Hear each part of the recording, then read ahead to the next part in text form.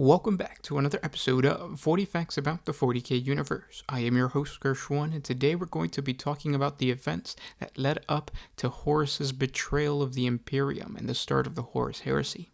If you're new to the channel, subscribe. We post Warhammer 40K lore videos every single day. If you have any suggestions, please comment down below. And if you enjoy our content, thank our patrons on Patreon. It is because of them that we can do this. Link in the description if you guys want to support us. With that said, let's get into 40 facts on why Horus decided to betray the Imperium.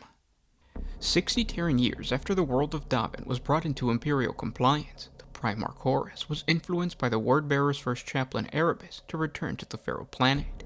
He was told that the Imperial governor of the world, Eugen Tempa, had turned from the light of the Emperor and forsworn his oath of fealty to the Imperium. According to Erebus, Tempa had found the inhabitants of Davin's moon unwilling to comply with Imperial rule, and so the planetary governor led an occupying force in an attempt to bring the wild tribes of the moon back into the light of the Imperial truth.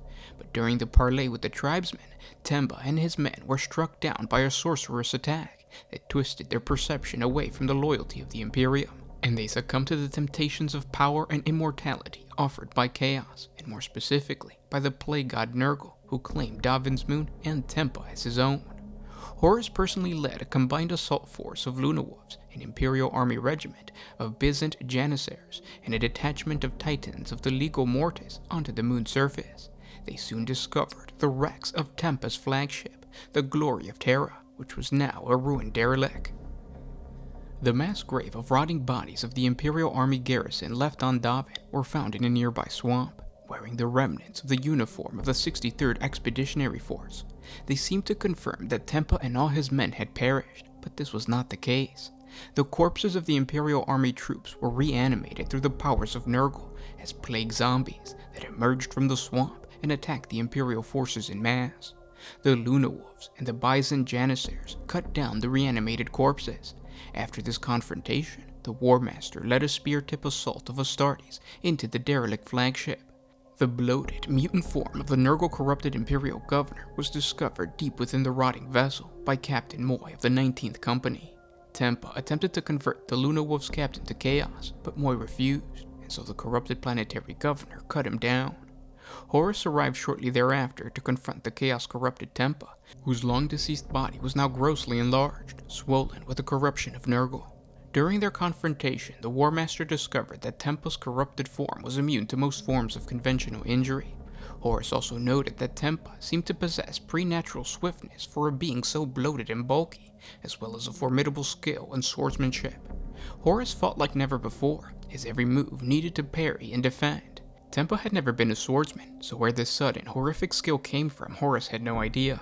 This was most likely due to Tempa being armed with the stolen Kimbrak Anathema, the xenochaotic weapon that had been secretly stolen many weeks earlier from the Interrex Hall of Devices on Zenobia by the scheming Wordbearer's first chaplain Erebus. The Anathema was a tailored weapon, a blade of sentient metal dedicated to Nurgle that had been crafted by the Kimbrak Metallurgies, using a technique now utterly forbidden by the Kimbrak's Interrex Alliance. When such a blade was selected for use against a specific target, it became the target's nemesis, utterly inimical to the very molecular being of the chosen target. During the vicious battle, Tempa stabbed the fell blade into the War Master's shoulder, where his power armor had been torn away. Though in agony, Horus managed to finally subdue his foe and mortally wound him. As the corrupting power of Nurgle fled his ravaged and decaying body, Tempa was racked with guilt over what he had done. Before dying, he attempted to warn Horus against the powers of the entities that live in the warp. Tempa prophesied that only Horus could avert a grim future of never-ending war, where the Emperor was trapped in living death, and mankind was held in bondage in a nightmarish hell of bureaucracy and superstition. When the final spark of life fled Tempa and died, he was consumed by the powers of the warp. The wounded Horus was found by his Astarte and taken back to his flagship in orbit of Davin. Soon the War Master fell ill from the effects of the anathema and was struck down by a mysterious sickness sufficiently virulent to affect even his superhuman resilient immune system. His mysterious illness was even beyond the skills of a legioness apothecary to cure, and so, in desperation, Horus was brought to the surface of Davin to be healed in the Temple of the Serpent Lodge. The Temple of the Serpent Lodge, also known as Delphos, was an imposing stone building set in the middle of a huge crater on David that had a diameter stretching across thousands of meters. The crater was located at the end of a long valley, and the chief way to approach it by land involved traveling along a stone causeway set along the bottom of the valley. The causeway was lined with crumbling stone statues of ancient Davinite kings. The actual temple was an octagonal structure with a bastion and a tower built for each corner. In each corner, a further 8 towers surrounded a dome raised in the center of the structure, and each tower was tipped with a blazing fire. A single large archway led into the dome. The approach to this dome involved climbing a set of massive stone steps that were lined with coal braziers and pillars carved to feature serpents. At the top of the steps was a path that narrowed as it approached the gate that was similarly lined with burning fires and stone pillars. However, between the gated archways and the top of the steps was a wide circular pool. The pool generated 3 narrow watercourses toward the steps, and in fact continued down it, with one channel on either side and one set in the middle splitting the staircase. The gate itself consisted of 2 large doors of beaten and carved bronze. They featured a complex design only fully understandable when the gate was closed. It showed a large tree with spreading and fruit-laden branches. Many minor serpents twisted and spiraled around the edge of the design, but 2 great snakes coiled around the tree and each other, with their heads entwined together above it. When Captain Loken saw the design, he noted that it was strikingly similar to that worn by a Space Marine apothecary. The paving in front of the gate continued the image of the tree by featuring a carving of 3 great roots that led to the edge of the wide pool. Apparently, once the gates were closed, they could only be opened from within.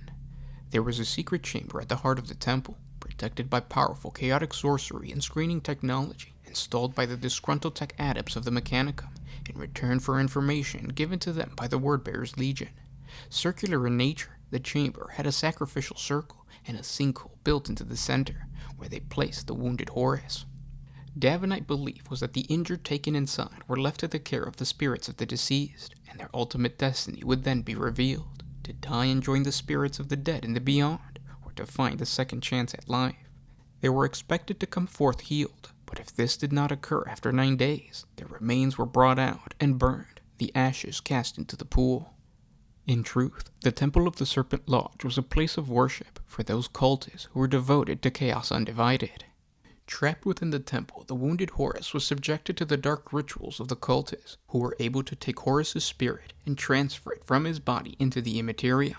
There he bore witness to the nightmare vision of the future. He saw the Imperium of Man as a repressive, violent theocracy, where the Emperor and several of his Primarch brothers, not including himself, were worshipped as gods by the masses.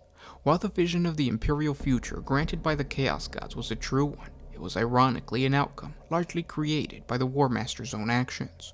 The Dark Gods portrayed themselves as victims of the Emperor's psychic mind, and claimed that he had no real interest in the happenings of the material world. During this ritual, Magnus the Red, the sorcerous Primarch of the Thousand Suns Legion, traveled into the warp via sorcery to try and stop Horus from turning to chaos. Magnus explained that the War Master's vision was only one among many possible futures, but one that Horus alone could prevent. Horus, already jealous and resentful of the Emperor, proved all too receptive of the ruinous power's false vision. The Chaos God's pact to Horus was simple: give us the Emperor, and we will give you your galaxy. Driven by his jealousy, desire for power, and anger at what he saw as his father's abandonment of him, Horus accepted the ruinous power's offer. They healed his wound and filled him with the powers of the warp.